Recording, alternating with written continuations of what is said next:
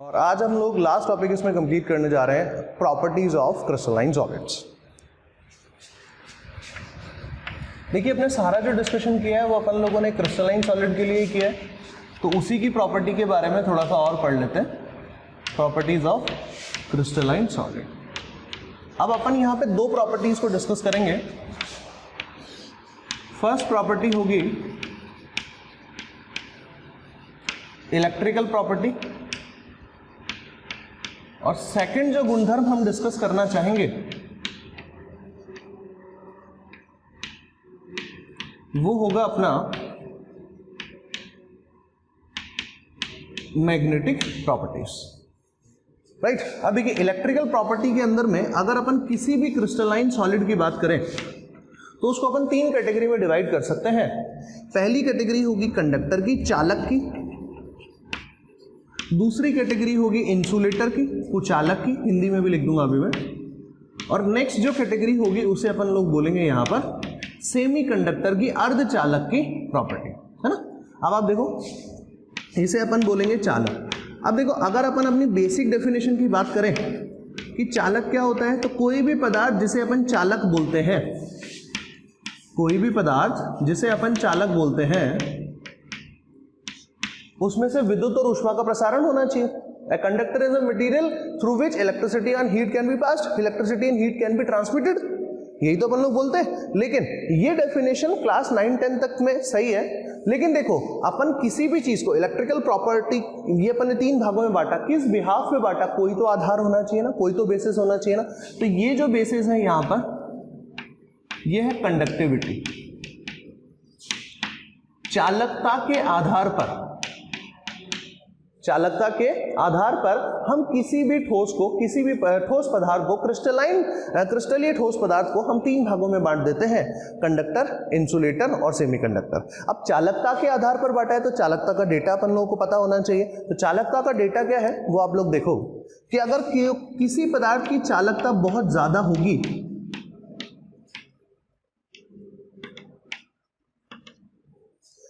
Ohm inverse metre inverse जो है वो चालकता की यूनिट होती है। तो देखो, 10 की घात 4 से 10 की घात 7 तक अगर चालकता होती है यहाँ पर, तो ये बहुत ज्यादा चालकता है, बहुत ज्यादा है ये चालकता। तो इसका जितनी ज्यादा चालकता होगी तो वो किसका होगा? वो चालक होगा। अब चालकता क्या होनी चाहिए? बहुत कम होनी चाहिए, तभी तो कुचालक होगा।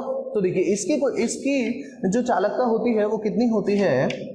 10⁻⁻20 से 10⁻⁻10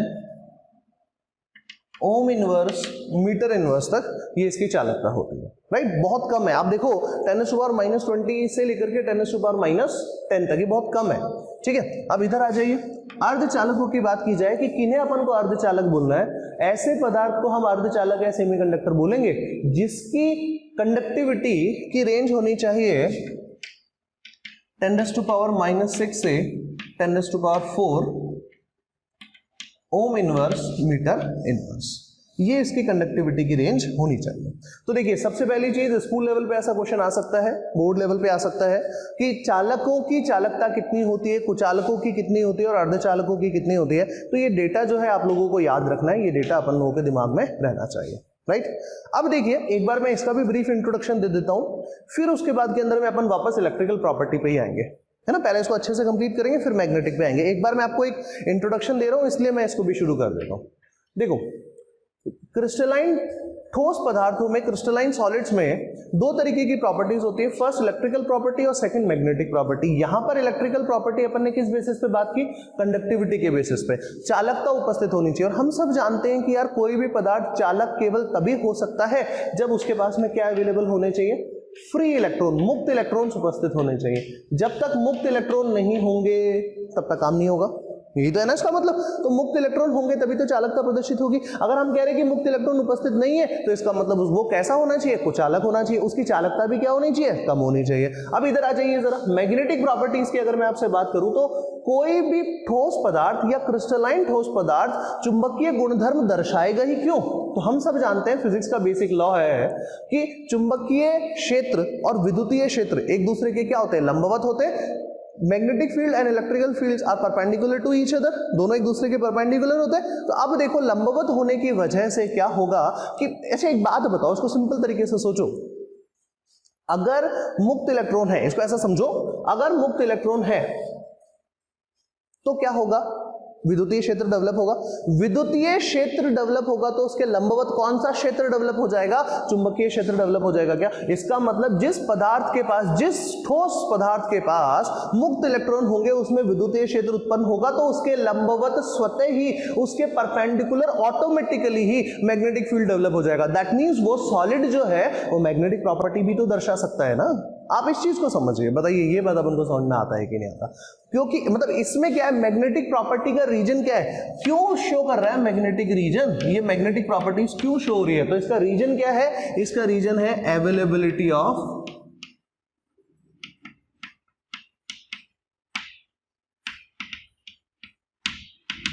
free electrons, availability of free electrons. Free electrons है तो ही ये ऐसा होगा, नहीं तो नहीं होगा, राइट। और फ्री इलेक्ट्रॉन्स होंगे तो वो कुचालक होंगे। मतलब इसका मतलब ये हुआ कि अगर आपको मैग्नेटिक प्रॉपर्टी देखनी है तो वो हमारे को ज्यादा समय किसमें नजर आएगी, चालक में या फिर अर्धचालकों के अंदर में। बोले कुचालकों में कोई मैग्नेटिक प्रॉपर्टी नजर नहीं आएगी क्या, उसमें भी आएगी, लेकिन वो एक डिफरेंट टाइप की होगी, वो अपन डिस्कस करते हैं। तो अब अपन को ये देखना है कि ये जो प्रॉपर्टीज है, मैग्नेटिक प्रॉपर्टीज हैं, वो कितने टाइप की होती है। तो देखिए पहला जो है, यहां पे इसका नाम लिख देते हैं, पहला जो है वो है पैरामैग्नेटिक, अनुचुंबकीय बोलते हैं हिंदी में इसको, कि कोई भी ठोस, देखो इनके चुंबकीय गुणधर्म के आधार पर, किसी भी पदार्थ के चुंबकीय गुणधर्म के आधार पर हमने पदार्थों को ही 4-5 टाइप में डिवाइड कर लिया। तो पहला पदार्थ कौन सा होता है, पैरामैग्नेटिक सब्सटेंस, अनुचुंबकीय पदार्थ, अनुचुंबकीय तत्व, ठीक है। दूसरा देखो, दूसरा होता है मेरे सामने डायमैग्नेटिक, इसको अपन लोग बोलते हैं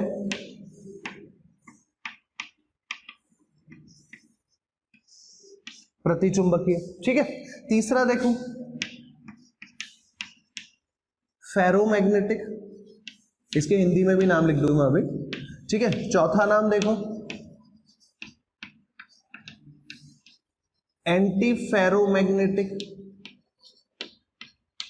और पांचवा नाम यहां पे देख लो आप लोग, इसको बोलते हैं फेरीमैग्नेटिक।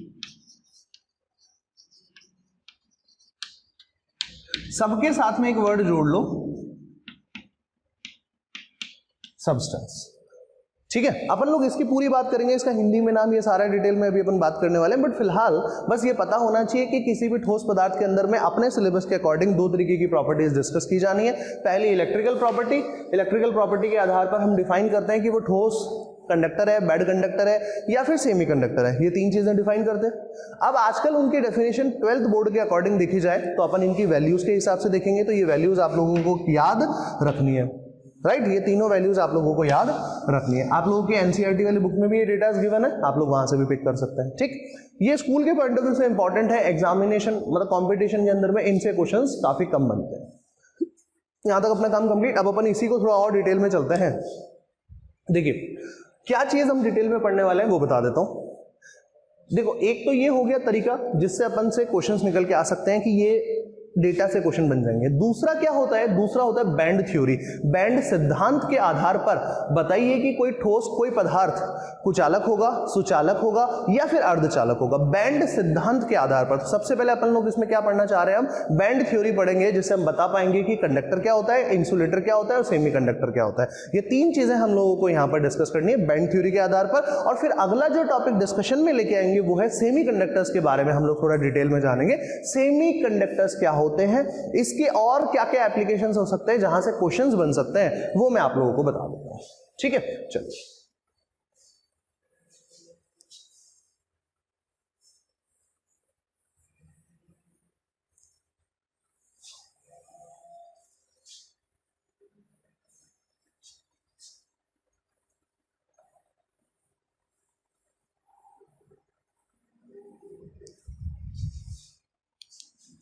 देखो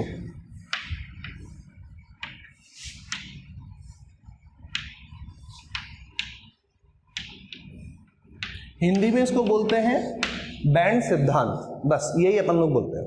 ठीक है, अब एक बात बताइए जरा, अगर कोई भी सुचालक पदार्थ है, कंडक्टर है, ढंग से समझिए, कोई भी सुचालक पदार्थ है, कंडक्टर है, तो उसमें क्या होना चाहिए? मेरी बात सुनिएगा जरा, उसमें मुक्त इलेक्ट्रॉन होने चाहिए।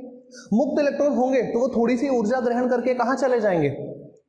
ऊर्जा ग्रहण करके उच्च ऊर्जा स्तर पे चले जाएंगे। After absorbing energy they will reach to the higher energy levels. Yes और नो? तो देखो इसी के बेसिस पे बैंड सिद्धांत बनाया गया है। वो क्या है वो आप देखिए, ये ग्राफिकल रिप्रेजेंटेशन का तरीका है इसको समझाने का।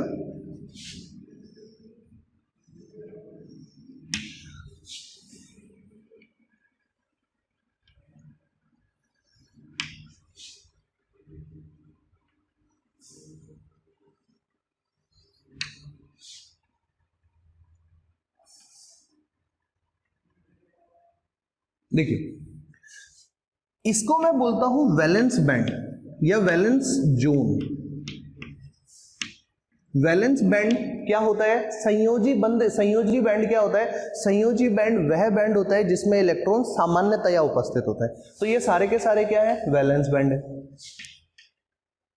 सारे के सारे क्या है? वैलेंस बैंड है। सब में इलेक्ट्रॉन सामान्यतया उपस्थित है। अगर अब अपन इनको एनर्जी दें, मेरी बात समझिए, अगर अब अपन इनको एनर्जी दें तो ये जो एनर्जी है, एनर्जी देंगे तो इसमें जो वैलेंस शेल में जो इलेक्ट्रॉन अवेलेबल है वो इलेक्ट्रॉन एनर्जी गेन करके कहां चले जाएंगे? हायर एनर्जी लेवल्स पे चले जाएंगे। तो यहां पर ये जो है, ये जो गैप है, देखो वैलेंस बैंड और इस हायर एनर्जी, इसका नाम भी लिखूंगा मैं भी, बट इस हायर एनर्जी लेवल के बीच में कोई तो गैप है ना, एनर्जी का गैप है। तो यहां पे अपन क्या लिख सकते हैं? Energy gap. ये जो एनर्जी गैप है किसी में बहुत कम है, किसी में बहुत ज्यादा है और किसी में उनके बीच में है। भाई इसमें ये सबसे कम है। अच्छा, जैसे तुम इसको ऐसा बना लो, अगर तुम्हें कंफ्यूजन हो रहा है बच्चों तो इसको ऐसा बना लो। अब देखो यहां पर गैप थोड़ा ज्यादा, यहां पर बहुत ज्यादा, यहां पर बहुत कम। ऐसा ही तो होना चाहिए ना। आई थिंक यहां तक समझ में आया आप लोगों को? तो देखो ये गैप कम है, इसका नाम क्या है पहले वो देखो। अच्छा, इलेक्ट्रॉन जो है एनर्जी गेन करेंगे, गेन करके हायर एनर्जी लेवल पे जाएंगे। मतलब अब इलेक्ट्रॉन किस अवस्था में उपस्थित हो गए? मुक्त, फ्री स्टेट में अवेलेबल हो गए। फ्री स्टेट में अवेलेबल हो गए तो क्या वो कंडक्शन, क्या वो चालकता प्रदर्शित कर सकते हैं? क्या कर सकते हैं ना? तो इसका मतलब हुआ कि इस बैंड का नाम क्या होना चाहिए? इस बैंड का नाम होना चाहिए कंडक्शन बैंड, चालकता बैंड। ठीक है, इसको अपन सीबी से डिनोट करते हैं। ये हो गया अपना सीबी। तो देखो कंडीशन क्या निकल के आई? 3 कंडीशन बन सकती है। पहली कंडीशन, वैलेंस बैंड से इलेक्ट्रॉन को कहां जाना है? कंडक्शन बैंड में। इलेक्ट्रॉन्स को कहां जाना है? वैलेंस बैंड से निकल के कंडक्शन बैंड के अंदर में। कैसे जा सकते हैं? By providing very small amount of energy. बहुत ही थोड़ी सी एनर्जी दो और चला जाएगा। बहुत ही थोड़ी सी एनर्जी दो तो चला जाएगा। तो अगर ऐसा होगा तो इसका मतलब वो क्या हो गया? वो मेटल्स के भांति व्यवहार करेंगे। और हम मेटल नॉन मेटल नहीं कर रहे हैं, हम तो ये कह रहे हैं कि वो किसकी भांति व्यवहार करेगा? कंडक्टर की भांति व्यवहार करेगा। तो इसका मतलब ये हुआ कि अगर, ढंग से सुनिएगा, इसका मतलब ये हुआ कि अगर बहुत ही थोड़ी सी एनर्जी देने से इलेक्ट्रॉन्स वैलेंस बैंड से निकल के कंडक्शन बैंड में चले जाए तो वो सुचालक कहलाते हैं। ये रूल कहां से निकल के आया? ये रूल हमारा बैंड थ्योरी से निकल के आया। ये स्टेटमेंट, ये आपको मालूम है, देखो कि थोड़ी सी एनर्जी देने पर अगर इलेक्ट्रॉन मुक्त अवस्था में उपस्थित हो जाए, थोड़ी सी एनर्जी देने पर इलेक्ट्रॉन्स वैलेंस बैंड से कंडक्शन बैंड में आ जाए, तो इसका मतलब वो क्या हो जाएंगे? वो यहां पर कंडक्टर हो जाएंगे। क्लियर है? दूसरा पार्ट, अगर बहुत सारी एनर्जी दे, है ना, वेरी वेरी हाई एनर्जी आपने प्रोवाइड कर दी, या फिर ये कहें लार्ज अमाउंट ऑफ एनर्जी आपने प्रोवाइड कर दी,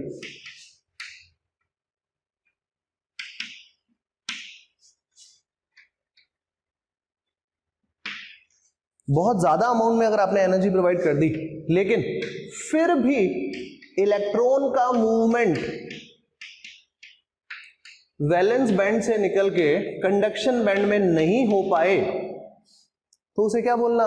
उसे बोलना अपन लोगों को इंसुलेटर। ठीक है। तीसरा पॉइंट क्या है, देखो इसके अंदर में कोई बहुत बड़ी लाइन नहीं है, बस ये तो कॉन्सेप्ट है कि भाई इलेक्ट्रॉन पहुंच गया आसानी से कम एनर्जी से, तो इंसुलेटर इलेक्ट्रॉन को इतनी एनर्जी दी कि वो यहां तक पहुंचा, बोले थोड़ी और एनर्जी दे देते, यहां तक पहुंच जाता, थोड़ी और एनर्जी दे देते, थोड़ी और एनर्जी दे देते, बट ये तो गैप ही इतना ज्यादा है, ये तो गैप ही इतना ज्यादा है कि इलेक्ट्रॉन यहां से निकल के कभी यहां जा ही नहीं सकता, और जब इलेक्ट्रॉन जा नहीं सकता तो मुक्त अवस्था में उपस्थित हो नहीं सकता, और जब इलेक्ट्रॉन मुक्त अवस्था में उपस्थित नहीं है तो किस बात की चालकता, तो इसलिए इसका नाम क्या होना चाहिए, ये किसका एग्जाम्पल हो गया, ये एग्जाम्पल हो गया, ये डायग्राम किसका हो गया, ये डायग्राम हो गया इंसुलेटर का। ये वाला डायग्राम किसका होना चाहिए, फिर ये वाला डायग्राम होना चाहिए सुचालक का या फिर कंडक्टर का। क्लियर, आगे बढ़ते हैं। अब देखो ये जो है यहां पर जो गैप है वो क्या है, थोड़ा बीच में है, मतलब इन दोनों के तो बीच में ही है ना, तो देखो हमने थोड़ी एनर्जी दी, इलेक्ट्रॉन यहां तक पहुंचा, बोले थोड़ी कम एनर्जी से पार नहीं पड़ेगी, जैसे यहां क्या कर रहे थे, यहां बस थोड़ी सी एनर्जी दी और इलेक्ट्रॉन पहुंच गया यहां पर, यहां तो कम ही एनर्जी देनी पड़ रही थी ना, तो आपने जो थोड़ी सी एनर्जी दी क्या उससे इलेक्ट्रॉन कंडक्शन बैंड में पहुंच गया, नहीं, थोड़ी और एनर्जी देनी पड़ेगी या फिर थोड़ी सी और एनर्जी देनी पड़ेगी। इसका मतलब ये हुआ कि अगर एनर्जी ज्यादा देनी पड़े, कितनी ज्यादा, किससे ज्यादा देनी पड़े, कंडक्टर से अगर ज्यादा एनर्जी देनी पड़े और इंसुलेटर से कम एनर्जी देनी पड़े, जैसे मान लो यहाँ पे हमने 10 जूल एनर्जी दी, एक एग्जांपल ले रहा हूँ, 10 इलेक्ट्रॉन वोल्ट एनर्जी देनी पड़ी, यहाँ पे आपको 1000 इलेक्ट्रॉन वोल्ट एनर्जी देनी पड़ी, लेकिन यहाँ पे अगर 200 इलेक्ट्रॉन वोल्ट एनर्जी देनी पड़े तो ये तो इन दोनों के बीच में ही हुआ ना, इधर 10 दे रहे हो, इधर 1000 दे रहे हो, और इसमें आप 200 इलेक्ट्रॉन वोल्ट एनर्जी दे रहे हो, तो 200 इलेक्ट्रॉन वोल्ट एनर्जी देने से अगर ये इलेक्ट्रॉन्स कंडक्शन बैंड में चले जाए तो ये कैसा हो गया, सेमी कंडक्टर हो गया, अर्धचालक हो गया, नाम में ही लिखा हुआ है कि ये कैसा हो गया, सेमी कंडक्टर हो गया, अर्धचालक है। तो अगर कोई आपसे अर्धचालकों की डेफिनेशन पूछे तो अर्धचालकों की डेफिनेशन हो सकती है कि ऐसे, मतलब ऐसे पदार्थ जो शुरुआती तौर पे कुचालक होते हैं, इंसुलेटर्स होते हैं, लेकिन थोड़ी ज्यादा मात्रा में ऊर्जा देने पर यदि वो चालकों की भांति व्यवहार करने लगे, मतलब उनके पास मुक्त इलेक्ट्रॉन उपस्थित हो जाए, तो उन्हें इस तरीके के पदार्थों को क्या बोला जाना चाहिए, सेमीकंडक्टर बोला जाना चाहिए। क्लियर है कि नहीं है, ये बताइए।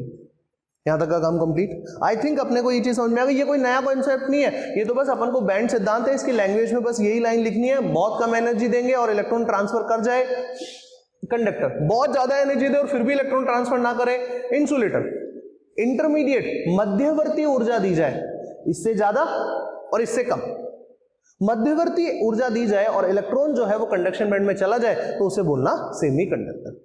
डेफिनेटली बात खत्म हो गई यहां तक, ठीक है। अब अपन जो है ये जानते हैं सेमीकंडक्टर्स के बारे में, थोड़ी सी इंफॉर्मेशन और जानना चाहते हैं कि सेमीकंडक्टर्स क्या होते हैं।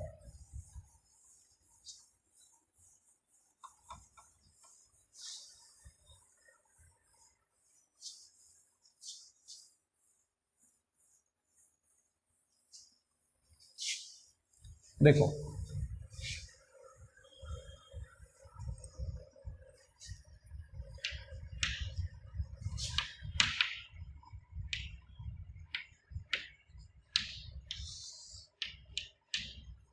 देखो सेमीकंडक्टर्स क्या है, बड़ा सिंपल सा काम है, कोई बहुत ज्यादा उसके अंदर में ऐसा दिक्कत होने वाली बात नहीं है, बहुत सिंपल सा टॉपिक है, एक बार चेक कर लो। आपने पढ़ा हुआ भी है, फिजिक्स में भी आप लोगों ने पढ़ी होगी ये सब चीजें, ठीक है। तो देखो सेमीकंडक्टर क्या होते हैं, वे पदार्थ होते हैं जो शुरुआती तौर पे कुचालक होते हैं, लेकिन थोड़ी ऊर्जा देने पर चालकों में परिवर्तित हो जाए, चालकों की भांति व्यवहार करने लगे, तो उसे सेमीकंडक्टर बोलते हैं। Semiconductor is a substance that initially behaves like as a insulator, but after giving a good amount of energy, if they start behaving like as conductors, then the substances are known as semiconductor. Clear? ठीक है। अब देखो इसी चीज को थोड़ा सा और डिटेल में जाते हैं, कौन से ऐसे एलिमेंट्स हैं जो सेमीकंडक्टर होते हैं। तो देखो ग्रुप 14 के एलिमेंट्स जो हैं वो सेमीकंडक्टर्स की कैटेगरी में आते हैं। कौन कौन से होते हैं, ज्यादातर समय सिलिकॉन, जर्मेनियम, ठीक है। ये दो एलिमेंट्स ऐसे हैं जो इस कैटेगरी के अंदर में आते हैं जो सबसे ज्यादा, मतलब पूरे वर्ल्ड में अगर सबसे ज्यादा सेमीकंडक्टर बनाया जाएगा तो वो इन्हीं दो सब्सटेंसेस से बनाया जाता है। ठीक है, अब आप एक चीज देखो, सिलिकॉन की बात कर लेते हैं। सिलिकॉन को अपन ले लेते हैं, एटॉमिक नंबर होता है 14, 1s2 2s2 2p6 3s2 3p2। Outer most shell में कितने इलेक्ट्रॉन्स हुए? 4 इलेक्ट्रॉन्स हुए, राइट। आउटर मोस्ट शेल में 4 इलेक्ट्रॉन है। अष्टक पूरा करने के लिए कितने इलेक्ट्रॉन चाहिए? ऑक्टेट फुलफिल करने के लिए कितने इलेक्ट्रॉन चाहिए? 4 और चाहिए। तो ना तो ये 4 इलेक्ट्रॉन इसको कोई देगा, ना ये 4 इलेक्ट्रॉन डोनेट कर सकता है। इसका मतलब ये क्या हो गया, इसके पास डोनेट करने के लिए भी इलेक्ट्रॉन्स नहीं है और गेन करने के लिए भी इलेक्ट्रॉन्स इसके पास अवेलेबल नहीं है। तो इस टाइप के सेमीकंडक्टर, देखो जैसे आपको ध्यान, एक छोटी सी स्टोरी सुनाता हूं ताकि आप लोगों को फिर से रिलेशन बनाना थोड़ा इजी हो जाएगा। जैसे मान लो आपके पास एक घड़ी है, दीवार घड़ी है ना, वॉल क्लॉक है। आपने उसके अंदर में एक बैटरी लगाई, छोटी सी बैटरी लगाते हो ना आप लेके आके, जिसको पेंसिल सेल भी बोलते हैं अपन लोग, राइट। वो बैटरी आप लोगों ने लगाई। अब अगर वो बैटरी लगाने पर आपको पता चले कि यार ये घड़ी तो 6 घंटे ही चलेगी, मतलब वो बैटरी के पास कितनी एनर्जी है? 6 घंटे चलने लायक। ठीक है, अब 6 घंटे के लिए ही होगी, तो अब हर 6 घंटे में अगर मान लो एक बैटरी 10 रुपए की आती है तो पूरे दिन भर के अंदर में 40 रुपए लगेंगे। और घड़ी तो हमेशा ही चाहिए। बात समझो कि पूरे दिन भर में 24 घंटे में आपको 4 बैटरी बदलनी पड़ेगी। 4 बैटरी के हो गए 40 रुपए। अब आप सोचो कि घड़ी तो हमेशा ही चाहिए, जिंदगी भर हमको समय कभी ना कभी तो देखना ही होता है, और हम तो बस ऐसा हाथ उठाएं या दीवार की तरफ देखें, है ना, कहीं पर भी अगर अपन देखें तो अपन को समय दिख जाना चाहिए। तो सोचो ये तो बहुत ही कॉस्टली हो जाएगा ना, हो जाएगा। लेकिन अगर मान लो ऐसा बोल दिया जाए कि एक आप बैटरी लेके आओ और 6 महीने तक आपको उसको बदलने की जरूरत नहीं है, 6 महीने की बैटरी होती है उसके अंदर में। इसका मतलब कुछ तो ऐसा चेंजेस हुए ही हैं, कुछ तो चीजें बदली ही हैं जिससे कि वो सेमीकंडक्टर जो है, जैसे आपका रिमोट देख लो, है ना, रिमोट देख लो। रिमोट सबसे बढ़िया एग्जांपल है वैसे, घड़ी वाला एग्जांपल तो मैकेनिकल फोर्सेस भी, मैकेनिकल पार्ट भी उसमें आ जाता है। रिमोट देख लो, रिमोट में एक चिप ही तो होती है। रिमोट के कितने ही बटन दबा लो, कभी काम करता है कि अगर उसमें बैटरी ना हो तो? नहीं। इसका मतलब वो क्या है? इनिशियली इंसुलेटर कुछ अलग है, जैसे ही बैटरी लगाई, मतलब अब आपने एनर्जी दी, तो एनर्जी देते ही वो उसके सिग्नल जाने लगे ना। आपने यहां से रिमोट से बटन दबाया और सामने चैनल चेंज हो गया, ठीक है, आवाज कम हो गई, आवाज ज्यादा हो गई, ठीक है, मोड बदल गए। कभी अपन को उसमें स्मार्ट टीवी है तो हमें कुछ वेब सर्फिंग करनी है, ऐसे बहुत सारे ऑप्शंस आपके पास, आप रिमोट से कर सकते हो, यही तो करते हो। तो अब देखो दूसरे पॉइंट से सोचो, इसका मतलब क्या हुआ कि आपने बैटरी लगाई और एनर्जी दी। अब मान लो रिमोट में जो आपने बैटरी लगाई है वो 1 दिन में खत्म हो जाए, और एक ऐसी बैटरी लगाओ जो 6 महीने में खत्म हो जाए। अरे तो भाई है तो दोनों बैटरी ना, है तो दोनों बैटरी, ठीक है। बैटरी में हम बहुत ज्यादा बात नहीं कर सकते। बैटरी तो देखो सिंपल बैटरी आती है जो बाजार में आ रही है, वो चाहे आप आज लेके आओ चाहे आज के 10 साल पहले वाली बैटरी ले आओ, लगभग समान है। तो इसका मतलब बदलाव कहां किया गया? रिमोट के चिप सेट में बदलाव किया गया। रिमोट की चिप जिसके ऊपर वो बटन्स लगे हुए होते हैं उसमें बदलाव किया गया, क्योंकि सेमीकंडक्टर तो वही है ना, तो उसी में बदलाव करने की हमारे पास एक संभावना जागी। वो बदलाव क्या किया गया वो मैं आपको सिखाता हूं। तो देखिए एक बार मैं सिलिकॉन का एक नेटवर्क बनाता हूं ताकि आपको चीजें समझ में आए कि भाई ये क्या है। तो देखो सबसे पहली बात ये चीज समझना, ऐसा सेमीकंडक्टर जो सिलिकॉन से बना हो, ऐसा सेमीकंडक्टर जो ग्रुप 14 से ही बना हुआ, ग्रुप 14 के एलिमेंट्स हो उसके अंदर में और कोई एलिमेंट्स ना हो, तो उस तरीके के सेमीकंडक्टर को अपन क्या बोल देते हैं? Intrinsic semiconductors.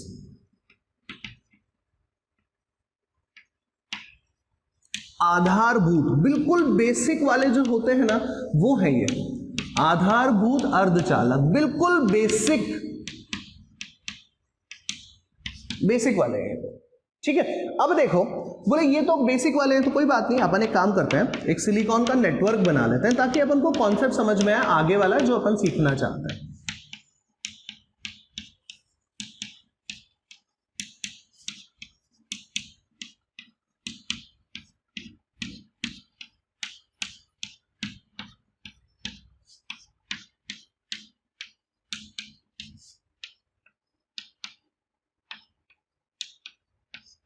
हर सिलिकॉन के पास 4 इलेक्ट्रॉन है बाह्यतम कोश में, आउटर मोस्ट शेल में, राइट।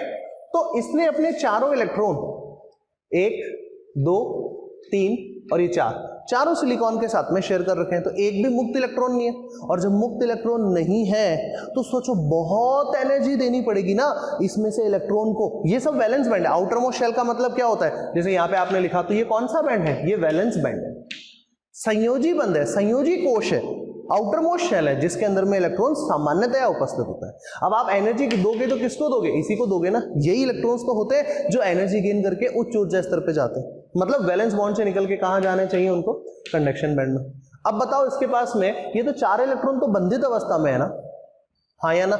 चारों इलेक्ट्रॉन अगर बंधित अवस्था में है तो इनको बहुत एनर्जी देनी पड़ेगी, तभी तो जाके ये वैलेंस से निकल के ये कहां जाएंगे, कंडक्शन में जाएंगे। तो जो पुराने टाइप के रिमोट आते थे, पुराने टाइप के कंप्यूटर आते थे, तो उनको चलाने के लिए आपको बहुत बड़े पावर सोर्स लगाने पड़ते थे, बहुत सारी एनर्जी यूनिट लगानी पड़ती थी। क्यों, क्योंकि वहां पर फ्री इलेक्ट्रॉन्स अवेलेबल नहीं होते थे और इन इलेक्ट्रॉन को वैलेंस बैंड से निकाल के कंडक्शन बैंड में ले जाने के लिए बहुत एनर्जी देनी पड़ती थी। तो इसका मतलब वो बैटरी जल्दी जल्दी खत्म हो जाती थी। लेकिन अब जो है ये इंट्रिंसिक सेमीकंडक्टर्स है, मेरी बात समझना। अभी आप जो आधारभूत सेमीकंडक्टर्स है इसमें क्या कर देते हैं, आप बात समझना, इसमें हम कर देते हैं डोपिंग। इसमें हम क्या कर देते हैं, डोपिंग कर देते हैं। डोपिंग का मतलब क्या होता है, हिंदी इंग्लिश में चीजें सेम है, इसका मतलब क्या होता है वो आप देखो। डोपिंग करने से ये क्या बन जाते हैं, एडवांस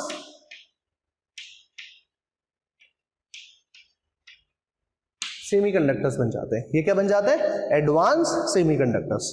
अब जरा समझिएगा इस एडवांस सेमीकंडक्टर्स में क्या क्या बनते हैं। तो एडवांस सेमीकंडक्टर्स दो टाइप के होते हैं, एक होता है पी टाइप सेमीकंडक्टर और एक होता है N type semiconductor. P type क्या होता है, एन टाइप क्या होता है, ये जानते हैं। देखो इंट्रिंसिक सेमीकंडक्टर कब बनते हैं, जब ग्रुप 14 के एलिमेंट्स बनाते हैं, ये तो अपन ने पढ़ा। लेकिन मैंने कहा जी इसमें डोपिंग करते हैं। डोपिंग का मतलब क्या होता है, सबसे पहले तो ये जानो कि डोपिंग का मतलब क्या होता है। डोपिंग का मतलब होता है मिक्सिंग ऑफ, ढंग से समझना, मैंने यहाँ पे डोपिंग बोला है। मैं चाहता तो यहाँ पे जब किसी चीज को मिक्स करना है तो मैं मिक्सिंग भी तो बोल सकता था ना, लेकिन डोपिंग वर्ड का मतलब फिक्स है, मिक्सिंग ऑफ ग्रुप 13 और group 15 elements into intrinsic semiconductors.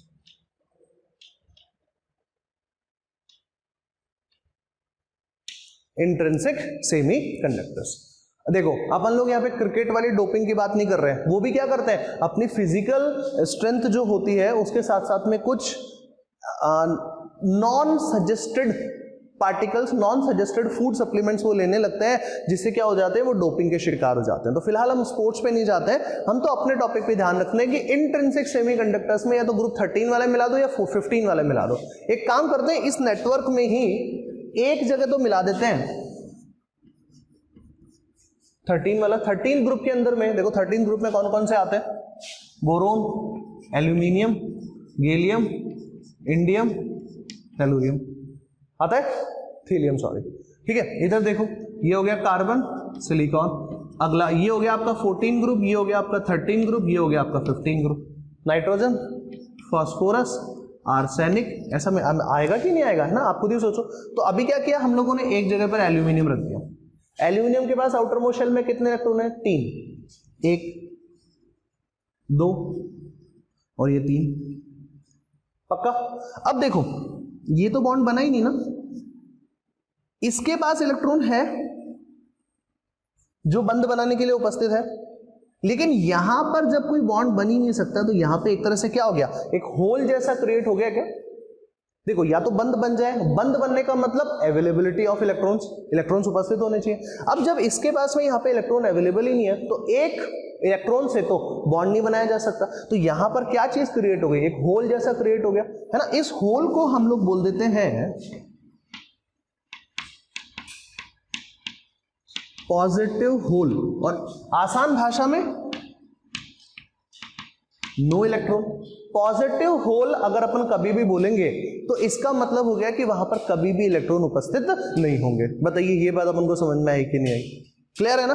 अब आप देखो यहां पर तो पॉजिटिव होल हो गया, लेकिन ये इलेक्ट्रॉन तो अब अनाबंधी अवस्था में हो गया ना, अनबॉन्डेड स्टेट में हो गया ना, इसने तो अभी बॉन्ड नहीं बना रखा ना। तो अब अगर अपन इस सब्सटेंस को हीट दे, थोड़ी सी एनर्जी दे, तो क्या होगा, ये इलेक्ट्रॉन जल्दी से हायर एनर्जी लेवल पे जाएंगे, मतलब वैलेंस बैंड से निकल के कहां पहुंच जाएंगे, कंडक्शन बैंड में पहुंच जाएंगे। वैलेंस बैंड से कंडक्शन बैंड में पहुंच गए तो बहुत ही जल्दी से ये काम खत्म हो गया ना, मतलब कंडक्टिविटी अवेलेबल हो गई। तो इसका मतलब ये हुआ कि इंट्रिंसिक सेमीकंडक्टर्स की कंडक्टिविटी कम होती है। इसमें डोपिंग क्यों की जाती है, इसमें डोपिंग इसलिए की जाती है जिससे कि, ढंग से समझिए, इसलिए की जाती है जिससे कि इनकी चालकता बढ़ सके, इनकी कंडक्टिविटी बढ़ सके। यही तो हुआ ना, आपने एक बार में क्या मिलाया था, ग्रुप 13 वाला मिलाया।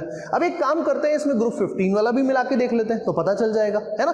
अब देखो, जिसको अपन होल बोल रहे हैं, मैंने उसका नाम क्या रखा, पॉजिटिव होल रखा। पॉजिटिव इसलिए क्योंकि यहां पर इलेक्ट्रॉन अवेलेबल नहीं है। इलेक्ट्रॉन पे कैसा चार्ज होता है, नेगेटिव, वो तो नहीं है ना, तो उसका अपोजिट पार्ट हम लोगों ने डिस्कस कर लिया, अपोजिट पार्ट नॉमेनक्लेचर के लिए रख लिया, तो उसको अपन ने बोला पॉजिटिव टाइप का सेमीकंडक्टर बन जाएगा, पी टाइप का सेमीकंडक्टर बन जाएगा। तो पी टाइप का सेमीकंडक्टर कब बनता है, जब ग्रुप 13 के एलिमेंट्स की क्या करवानी पड़ती है, डोपिंग करवानी पड़ती है। बताइए समझ में आया कि नहीं आया, पक्का। अब दूसरा देखते हैं, अपन ने क्या बोला, अब अपन यहां पर से इस जगह पर ही मान लो, यहां पर देख लो, यहां पर अपन ने फास्फोरस रख दिया, ठीक है। फास्फोरस तो ग्रुप 15 का ही एलिमेंट है ना, आप देख लो एक बार, राइट। अब आप इधर देखो, फास्फोरस, फास्फोरस के पास आउटर मोस्ट शेल में कितने इलेक्ट्रॉन होते हैं, बाह्यतम कोश में कितने इलेक्ट्रॉन होते हैं, 5, 1 2 3, और ये जो है तो ये यहां पे 4 है भाई। इसके पास अपना एक इलेक्ट्रॉन था, इससे बंद बन गया, इससे भी बंद बन गया, इससे भी बंद बन गया, और इधर भी बंद बन गया, है ना। एक एक बंद बन गया। एक बंद को बनाने के लिए 2 इलेक्ट्रॉन चाहिए, एक फास्फोरस दे रहा है, एक सिलिकॉन दे रहा है, एक फास्फोरस दे रहा है, एक सिलिकॉन, एक फास्फोरस, एक सिलिकॉन, ऐसा ही तो हो रहा है। लेकिन अभी भी फास्फोरस के पास एक इलेक्ट्रॉन तो बचा हुई है। आउटर मोस्ट शेल में कितने इलेक्ट्रॉन्स होते हैं फास्फोरस के, 5 में से एक तो अभी भी बचा हुई है। ये बात अपन को समझ में आ रही है कि नहीं आ रही है, बताओ। क्लियर है ना, यहां तक तो अपना काम क्लियर है। इसका मतलब यहां पर क्या हो गया, एक ऐसा जोन क्रिएट हो गया, है ना,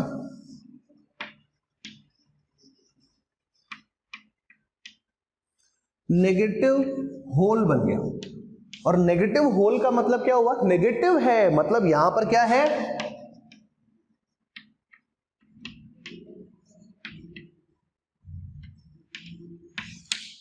प्रेजेंस ऑफ फ्री इलेक्ट्रॉन्स है। मतलब यहां पर देखिए, यहां पर एल्यूमिनियम के पास फ्री इलेक्ट्रॉन्स नहीं है, एल्यूमिनियम मिक्स करने की वजह से किसी सिलिकॉन के पास फ्री इलेक्ट्रॉन अवेलेबल हो गया। जबकि यहां पर क्या है, फास्फोरस मिक्स करने से किसी सिलिकॉन के पास फ्री इलेक्ट्रॉन नहीं आया, फास्फोरस के खुद के पास ही फ्री इलेक्ट्रॉन अवेलेबल था। तो अब बताओ, फ्री इलेक्ट्रॉन अवेलेबल है, थोड़ी सी एनर्जी दोगे तो क्या करेगा, वैलेंस बैंड से निकल के कंडक्शन बैंड में चला जाएगा क्या, राइट। यहां पे किस टाइप का इंप्योरिटी क्रिएट हुई, किस टाइप का डिफेक्ट हो गया, नेगेटिव होल की वजह से हुआ। तो ये एन टाइप का सेमीकंडक्टर हो गया, नेगेटिव टाइप का सेमीकंडक्टर हो गया। और ये केवल तभी बनाया जा सकता है जब ग्रुप 15 के एलिमेंट्स की डोपिंग कर दी जाए। डोपिंग किसमें करते हैं, हमेशा इंट्रिंसिक सेमीकंडक्टर में करते हैं। ये ध्यान रखना कि डोपिंग हमेशा किसमें करते हैं, इंट्रिंसिक सेमीकंडक्टर में करते हैं। ये चीज क्लियर है या नहीं है, बताइए। ये बात अपन को आती है कि नहीं आती है। यहां तक का सारा काम क्लियर, यहां तक सब काम कंप्लीट। आई होप यहां तक का ये बात क्लियर हो गया। तो देखिए, अपन को ये हुआ कि सेमीकंडक्टर्स जो होते हैं वो सामान्यतः ग्रुप 14 के एलिमेंट्स बनाते हैं। जल्दी से एक बार रिवाइज कर लेते हैं। ग्रुप 14 के एलिमेंट्स को इंट्रिंसिक सेमीकंडक्टर्स या आधारभूत अर्धचालक भी कहा जाता है। इसकी चालकता कैसे बढ़ाई जाए, इनकी चालकता बहुत कम होती है, तो इनकी चालकता कैसे बढ़ाई जाए, इनकी चालकता बढ़ाई जा सकती है इसमें डोपिंग करके। डोपिंग करने का मतलब क्या होता है, ग्रुप 13 या 15 के एलिमेंट्स को इंट्रिंसिक सेमीकंडक्टर में मिला देना, हाँ या ना, तो उसी को डोपिंग बोलते हैं। इससे होता क्या है, इससे चालकता बढ़ जाती है। तो इससे किस टाइप के सेमीकंडक्टर्स बन जाते हैं, एडवांस टाइप के सेमीकंडक्टर्स बन जाते हैं, जो कि 2 टाइप के होते हैं, पी टाइप और एन टाइप सेमीकंडक्टर्स। अब लास्ट पार्ट जो मेरा है वो ये है, क्या जरूरत है ये पी टाइप्स एन टाइप ये सब बनाने की जरूरत क्या है, क्यों बनाए हम। तो देखो, आप लोग सब फिजिक्स भी साथ साथ पढ़ रहे हैं, तो आप लोगों ने देखा होगा या आप लोग इसको जानते हो कि एक टर्म में लिख रहा हूं डायोड। डायोड आप सब लोग जानते हैं कि डायोड क्या होता है ना। तो अब आप देखो कि डायोड, या फिर एक और एग्जांपल ले लो समझने के लिए, ट्रांजिस्टर्स एक एग्जांपल ले लो। ट्रांजिस्टर्स तो दो टाइप के अपन बनाते ही हैं, पी एन पी, इधर बना देते हो आप एन पी एन, बनाते हो, ठीक है। तो अब देखो डायोड, ट्रांजिस्टर, ये कौन सी एनर्जी को कौन सी एनर्जी में कन्वर्ट करता है, बताओ जरा, सोचो बेटा, सोचो इसको, ठीक है। कोई बात नहीं, अपन फिलहाल फिजिक्स में नहीं घुसते, फिजिक्स आपका अपना एरिया है, फिजिक्स में अपन नहीं जाते, अपन तो सिर्फ ये देखते हैं। अगर मैं सोलर सेल्स की बात करूं, सोलर सेल्स किस पे होते हैं, आजकल आप लोगों ने देखा होगा कि घरों के ऊपर में सोलर का आप लोगों ने इंस्टॉलेशन करवा लिया, सोलर प्लांट का इंस्टॉलेशन करवा लेते हैं घर पे, करते हैं ना। तो उसमें क्या लगे हुए होते हैं, सोलर प्लेट्स होती है जिसको, और उस प्लेट्स के अंदर में क्या होता है, सोलर सेल्स अवेलेबल होते हैं। इसको आप चाहो तो ऐसा भी बोल सकते हो, solar photovoltaic sales, PVC, PVC, solar PVC आते हैं, ठीक है। ये सोलर पीवीसी क्या करते हैं, लाइट एनर्जी को, सन से कौन सी एनर्जी मिलती है, लाइट एनर्जी मिलती है, ठीक है, उसको वो किस में कन्वर्जन कर देते हैं, उसको वो इलेक्ट्रिकल एनर्जी में कन्वर्जन कर देते हैं, राइट। अब एक बात बताओ, कोई आपसे ये पूछ ले कि ये जो सोलर पीवीसी है इसमें क्या होते हैं, तो इसके अंदर में क्या होते हैं, इसके अंदर में एनपीएन और पीएनपी ट्रांजिस्टर एंड डायोड्स होते हैं।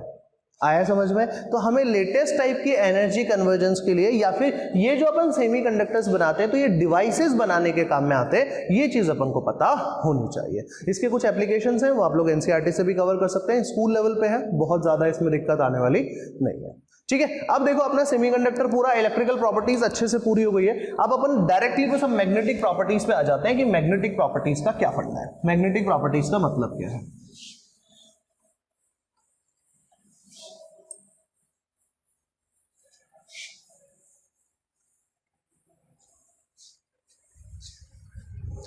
देखो मैग्नेटिक प्रॉपर्टीज होती किसकी वजह से है,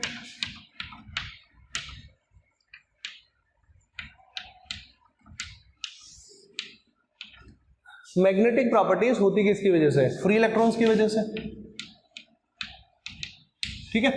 अब देखो सबसे पहली चीज मैं यहां पे एक बार डिटेल फिल कर देता हूं, एक ही मतलब अपन एक ही बार के अंदर में इसको कंप्लीट कर सकते हैं, कोई बहुत ज्यादा इसमें दिक्कत नहीं है।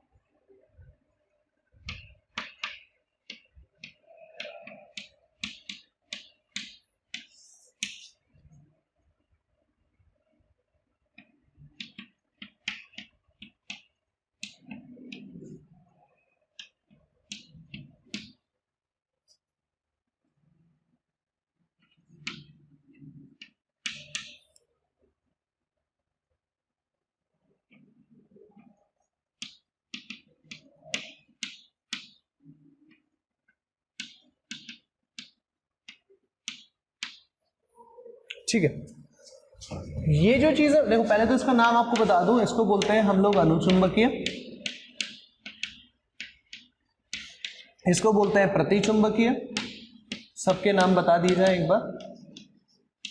इसको बोलते हैं लौह चुंबकीय, फेरो, फेरो मतलब आयरन है ना, तो इसको बोलते हैं लौह चुंबकीय। ये हो गया प्रतिलौह चुंबकीय,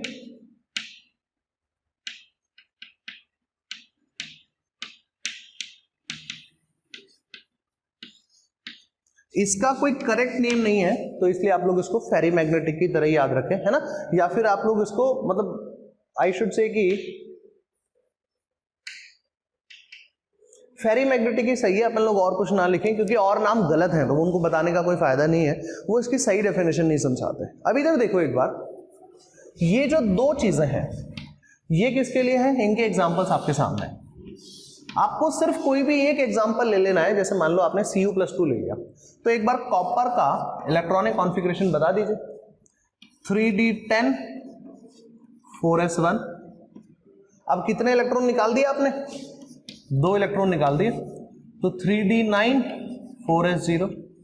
अब आप मुझे बताओ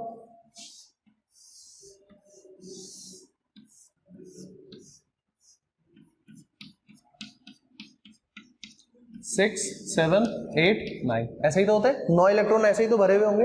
ये एक इलेक्ट्रॉन यहां पर अयुग्मित है या नहीं, पहले तो ये बताइए, है ना। तो देखिए पैरामैग्नेटिक सब्सटेंसेस वो सब्सटेंसेस होते हैं, वो आयंस होते हैं, वो मॉलिक्यूल्स होते हैं, मेरी बात सुनना ढंग से। पैरामैग्नेटिक सब्सटेंसेस, अनुचुंबकीय सब्सटेंसेस वो सब्सटेंस होते हैं जिसके पास में अयुग्मित इलेक्ट्रॉन होते हैं, ठीक है। लेकिन ये चुंबकत्व, ये चुंबकीय गुणधर्म, मैग्नेटिक प्रॉपर्टीज, मैग्नेटिक इफेक्ट कब दर्शाएंगे, जब हम इनको किस में रखेंगे, मैग्नेटिक फील्ड में रखेंगे, ठीक है। अब इसके अगल बगल इधर आप मैग्नेटिक फील्ड लगा दोगे, तो देखो हम सब जानते हैं, आपने मैग्नेटिक फील्ड लगाया ऐसे, तो इसके परपेंडिकुलर डायरेक्शन में इलेक्ट्रॉन्स अरेंज हो जाएंगे। क्या, कौन से इलेक्ट्रॉन्स अरेंज होंगे, जो अनपेयर्ड होंगे वही तो अरेंज होंगे, क्योंकि ये तो सारे के सारे पहले से ही है ना, राइट। आप इस फील्ड को हटा दो तो वापस से जैसे ये फील्ड आपने हटा दिया, ये वाला फील्ड हट गया, तो कोई जरूरी है ये इलेक्ट्रॉन्स ऐसे रहेंगे, वो तो अब रैंडमली किसी भी डायरेक्शन में रह सकते हैं, लेकिन इस डायरेक्शन में कब रहेंगे, ये मैग्नेटिक फील्ड और ये इलेक्ट्रिकल फील्ड कब परपेंडिकुलर कब रहेंगे, जब आपने बाहर से एक्सटर्नल मैग्नेटिक फील्ड आप लगाओगे, एक्सटर्नल फील्ड आपको लगाना पड़ेगा। तो देखो इसकी कुछ प्रॉपर्टीज निकल के आई, वो प्रॉपर्टीज क्या क्या है वो देखो। एग्जाम्पल्स तो आप लोगों को याद हो ही गए, है ना। अब इसके जो प्रॉपर्टीज हैं वो आप देख लो एक बार, बहुत आसान है। एग्जाम्पल्स आप लोग यहां पे लिख लो, O2Cu+2 Fe+3, है ना, Cr+3। पहली प्रॉपर्टी कि ये क्या करते हैं, मैग्नेटिक कब बन जाते हैं, in the presence of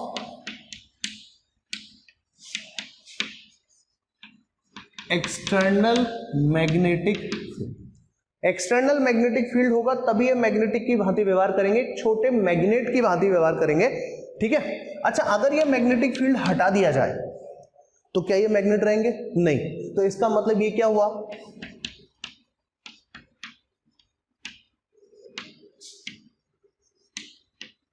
temporary magnet है। ये क्या हुए, टेम्परेरी मैग्नेट है। इसका मतलब इनसे इनको, मतलब कभी भी इसमें अपन ये कह सकते हैं, जितनी देर करंट पास करोगे, जितनी देर मैग्नेटिक फील्ड लगा के रखोगे, उतनी देर तो वो उसमें क्या होगा, कंडक्शन शो होगा, वो अपनी मैग्नेटिक प्रॉपर्टी शो करेंगे। लेकिन जैसे ही मैग्नेटिक फील्ड हटाया, इसमें कोई भी यहां पर ये मैग्नेटिक की भांति व्यवहार नहीं करेंगे। क्लियर। दूसरा जो है मेरे पास में वो है डायमैग्नेटिक। अब इसके नाम में हिंदी में देखो, हिंदी वाले बच्चे अच्छे से समझ सकते हैं, नाम में क्या लिखा हुआ है, प्रतिचुंबकीय। जब भी किसी नाम के आगे प्रति जुड़ जाता है तो इसका मतलब हो गया अपोजिट, मैग्नेटिक के अपोजिट हो गया ये, है ना। और एग्जांपल देखो, H2O, NaCl, C6H6, कोई भी एक एग्जांपल उठा लो, क्या इसके पास में फ्री इलेक्ट्रॉन्स हैं, नो फ्री इलेक्ट्रॉन्स। तो ये वास्तविकता में देखा जाए, सॉलिड स्टेट में बात कर रहा हूं, NaCl सॉलिड स्टेट में, वाटर जो है वो प्योर स्टेट में है, लिक्विड। C6H6 भी लिक्विड स्टेट में होता है लेकिन प्योर है, ठीक है, इसमें कोई इंप्योरिटी नहीं मिली हुई है। तो अगर आप जब ये प्योर स्टेट में, तो क्या इनके पास में फ्री इलेक्ट्रॉन्स है, नहीं। जब फ्री इलेक्ट्रॉन्स ही नहीं है तो इसका मतलब ये किसकी भांति व्यवहार कर रहे हैं, इंसुलेटर की भांति व्यवहार कर रहे हैं, पक्का। लेकिन इसके अरेंजमेंट तो देखो, तो इसके अंदर में क्या होंगे, सारे के सारे इलेक्ट्रॉन कैसे होंगे,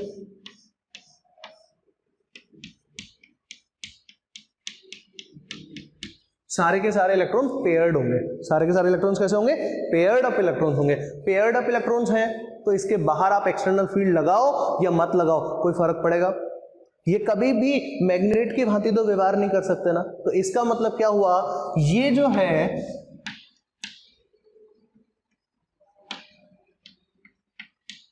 weekly repelled by magnetic field. Magnetic field लगाया तो भी फ्री इलेक्ट्रॉन्स तो है ही नहीं, तो फ्री इलेक्ट्रॉन्स नहीं है तो अट्रैक्शन नहीं है, अट्रैक्शन नहीं है तो उसकी वजह से क्या होगा, यहां पर रिपल्शन होगा, प्रतिकर्षण होगा। ये बात अपने को क्लियर हो गई, ठीक है।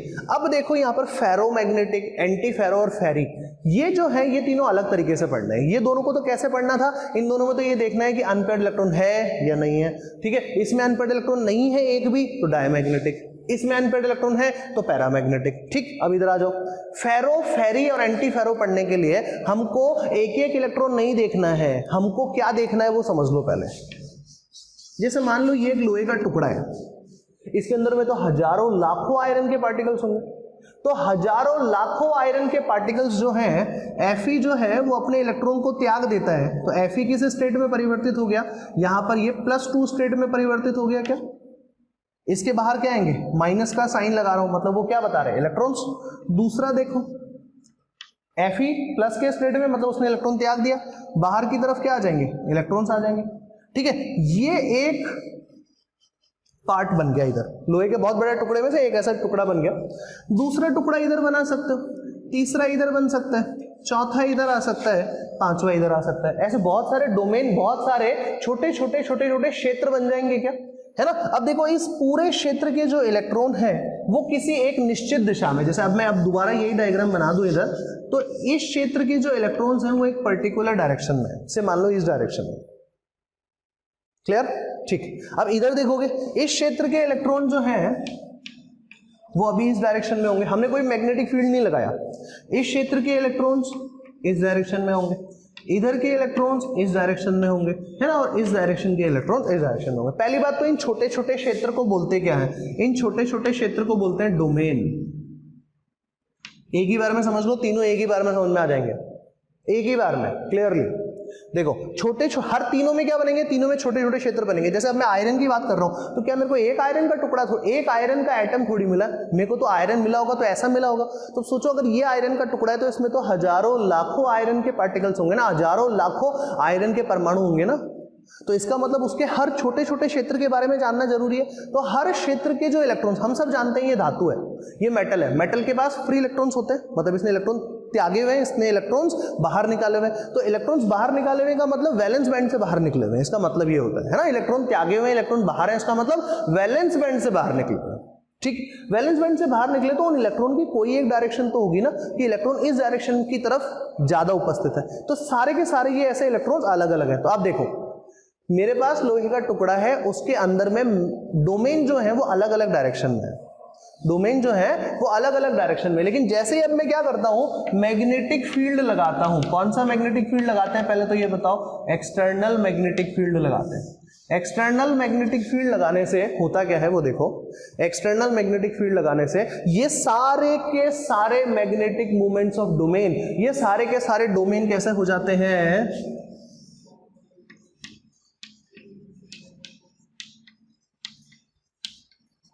एक डायरेक्शन में कन्वर्ट हो जाते हैं। दोनों में फर्क है बेटा।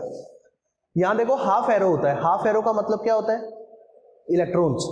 फुल एरो का मतलब क्या होता है, मैग्नेटिक मूवमेंट ऑफ डोमेन्स, मतलब डोमेन का चुंबकीय क्षेत्र बताते हैं हम, डोमेन का चुंबकीय प्रभाव बताते हैं। तो देखो सारे के सारे एक दिशा में कन्वर्ट हो गए। अब बोले ये हटा दो, तो मैग्नेटिक फील्ड हटा दो तो भी ये सारे के सारे एक दिशा में रहेंगे, इसका मतलब ये परमानेंट मैग्नेट की भांति कार्य करेंगे। तो देखो इन दोनों में फर्क क्या है, पैरामैग्नेटिक में भी अनपेयर्ड इलेक्ट्रॉन्स हैं, फेरोमैग्नेटिक में भी अनपेयर्ड इलेक्ट्रॉन्स हैं सबके पास में, ठीक है। लेकिन ये टेम्परेरी मैग्नेट है, ये परमानेंट मैग्नेट है, मतलब एक्सटर्नल मैग्नेटिक फील्ड हटाने के बाद यहां पे मैग्नेटिज्म खत्म हो जाता है, चुंबकीय व्यवहार खत्म हो जाता है, जबकि यहां पर चुंबकीय व्यवहार रहता है। तो ये कैसा हो जाता है, ये परमानेंट मैग्नेट हो जाता है। इसकी जो थ्योरी है अपन ने नोट्स में कवर की हुई है, तो थ्योरी आपको वहां से मिल जाएगी, यहां पे समझ लो, ये परमानेंट मैग्नेट है, ठीक। आगे बढ़ो, एंटी फेरो, नाम में ही एंटी आ गया, नाम में ही प्रति आ गया। इसका मतलब क्या है, यहां पर जो मैग्नेटिक मोमेंट ऑफ डोमेन है, यहां पर जो ये डोमेन है, ये डोमेन मतलब 10, 20, 50 इलेक्ट्रॉनों को रिप्रेजेंट करता है। ये भी 50-100 इलेक्ट्रॉनों को, ये भी 50-100 इलेक्ट्रॉनों को रिप्रेजेंट करता है। 50-100 का मतलब कि एक इलेक्ट्रॉन को नहीं, 100, 200, 500 इलेक्ट्रॉन्स को मिला के एक डायरेक्शन को शो करता है। अब यहां पे कैसा होता है एंटी फेरो में, कुछ इलेक्ट्रॉन्स की डायरेक्शन इधर है, कुछ इलेक्ट्रॉन्स की डायरेक्शन अपोजिट है। तो अगर जितने यहां पे क्या होते हैं, एंटी पैरेलल हो गए, एक अपवर्ड एक डाउनवर्ड, एक अपवर्ड एक डाउनवर्ड, एक अपवर्ड एक डाउनवर्ड, ऐसा यहां पे हो जाता है। तो इसका मतलब क्या है, ये तो मैग्नेटिक फील्ड लगाओगे भी तो भी कोई भी चुंबकत्व यहां पे प्रदर्शित नहीं करेगा, कोई चुंबकीय व्यवहार दर्शाएगा नहीं। तो कैसा होना चाहिए, एंटी फेरो होना चाहिए। क्लियर, इसका एक ही एग्जांपल है, ये याद रखना, एग्जाम में बहुत बार पूछा जाता है, MNO ये पूछा जाता है। ठीक है, अब इधर आओ, फेरी मैग्नेटिक कैसा होता है, वो इन दोनों के बीच का होता है। इसमें क्या होता है, सारे के सारे एक डायरेक्शन में, ये भी हो सकता है, ये भी हो सकता है। बच्चों तुम बोलो कि एग्जाम में क्वेश्चन आ गया कि सर ऐसा आ गया, तो सारे के सारे है तो एक ही डायरेक्शन में ना। आप ये देखो, तो जब सारे के सारे एक डायरेक्शन में है तो बना सकते हैं। अब इधर आओ, फेरी मैग्नेटिक क्या होता है, फेरी मैग्नेटिक इन दोनों के बीच की स्थिति होती है। देखो कैसे,